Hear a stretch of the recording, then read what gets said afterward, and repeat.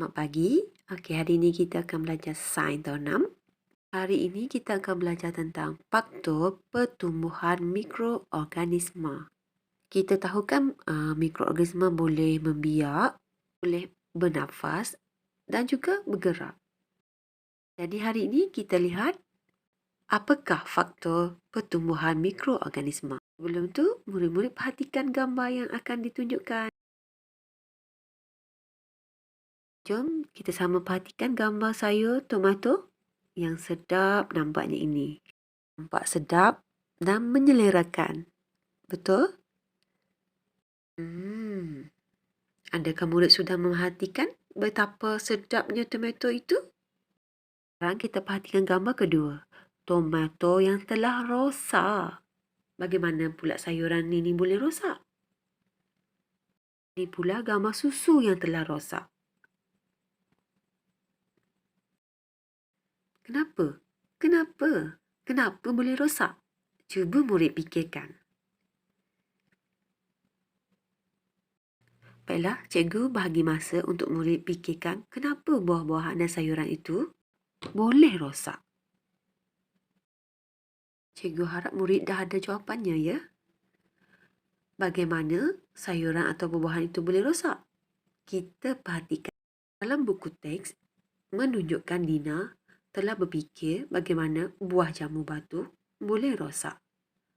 Murid-murid boleh membantu Dina untuk menyelesaikan masalah kenapa buah jambu itu boleh rosak. Buah menjadi rosak disebabkan oleh mikroorganisma.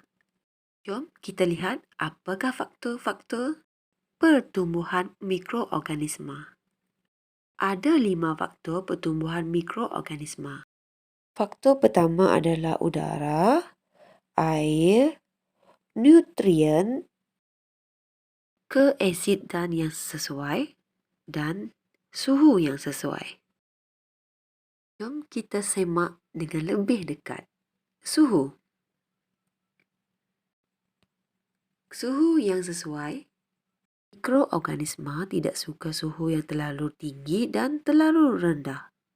Contoh, terlalu panas boleh menyebabkan mikroorganisma mati. Suhu terlalu rendah juga boleh menyebabkan mikroorganisma tidak aktif atau ada yang mati. Jadi, suhu yang terlalu tinggi dan terlalu rendah tidak sesuai untuk mikroorganisma. Contoh sayuran ini diletakkan di atas meja pada suhu bilik. Minggu kemudian, sayuran ini akan rosak jika diletakkan di suhu bilik. Suhu bilik adalah sesuai untuk pertumbuhan mikroorganisma. Sama juga seperti ikan ini. Jika diletakkan di atas meja, ikan segar seminggu kemudian akan rosak. Bagaimana mengelakkan kedua makanan itu rosak? Ikan boleh disimpan dalam peti sejuk beku, manakala tomato dalam sejuk dingin. Jadi, suhu yang terlalu rendah akan menyebabkan mikroorganisma tidak aktif. Kedua makanan ini juga boleh dimasak pada suhu yang tinggi kerana mikroorganisma akan mati pada suhu yang terlalu tinggi atau panas. Faktor yang kedua adalah udara. Benda hidup memerlukan udara untuk bernafas. Sama juga mikroorganisma. Jadi, udara adalah penting. Kerana tanpa udara, mikroorganisma tidak akan bertumbuh dengan cepat. Cikgu nak tanya, kenapa agaknya makanan seperti makanan ringan, seperti kerepek boleh disimpan lama dalam bungkusan? Bila murid-murid makanan ringan seperti kerepek, udara telah disingkirkan dalam bungkusan tersebut. Jadi makanan itu boleh bertahan dengan lebih lama kerana udara telah disingkirkan. Contoh, bungkusan mi segera. Kenapa mi segera tidak lemau? Ini kerana udara telah disingkirkan dari bungkusan. Jadi makanan tersebut boleh disimpan lama tanpa rosak. Kerana tiada udara dalam bungkusan makanan tersebut, maka mikroorganisma tidak dapat bertindak ke atas makanan tadi. Faktor ketiga adalah keazidan. Keazidan yang sesuai akan menyebabkan mikroorganisma tumbuh dengan aktif. Jadi, makanan yang dijeruk akan tahan lama. Kandungan asid lebih tinggi menyebabkan pertumbuhan mikroorganisma tidak dapat berlaku pada makanan yang dijeruk. Kerana makanan yang terlalu beraksid atau terlalu berakali akan menyebabkan mikroorganisma tidak dapat tumbuh dengan cepat. Tengok faktor seterusnya iaitu air. Bagaimana pula air mempengaruhi pertumbuhan mikroorganisma? Murid-murid, mikroorganisma suka kepada kelembapan. Boleh murid fikirkan kenapa? Keadaan yang kering boleh membunuh mikroorganisma. Seterusnya adalah nutrien. Kenapa nutrien penting? Nutrien dalam makanan akan menjadikan mikroorganisma cepat bertumbuh. Nutrien merupakan sumber tenaga kepada mikroorganisma.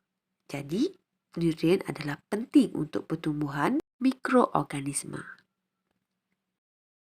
Baiklah, kita perhatikan semula 5 faktor pertumbuhan mikroorganisma.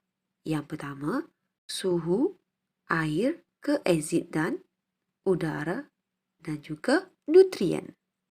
Cikgu ingin murid sebutkan semula 5 faktor pertumbuhan mikroorganisma itu tadi. Baiklah, sekarang kita pergi kepada tugasan kita hari ini. Tugasan ini dijalankan di rumah. Pilih sama ada sayur atau buah-buahan yang ada di rumah murid-murid dan buat pemerhatian selama seminggu terhadap sayur dan buah-buahan tadi.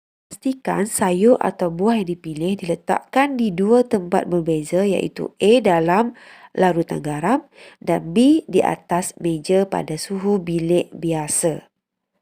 Jalankan aktiviti dan buat pemerhatian dalam masa 1 minggu mulai hari ini. Gambar buah atau sayur lepas 1 minggu aktiviti ini dijalankan. Catatkan pemerhatian anda dalam buku latihan sains dan hantar kepada cikgu melalui WhatsApp. Salin dan jawab soalan ini dalam buku latihan sains anda dan hantar juga melalui WhatsApp ke cikgu.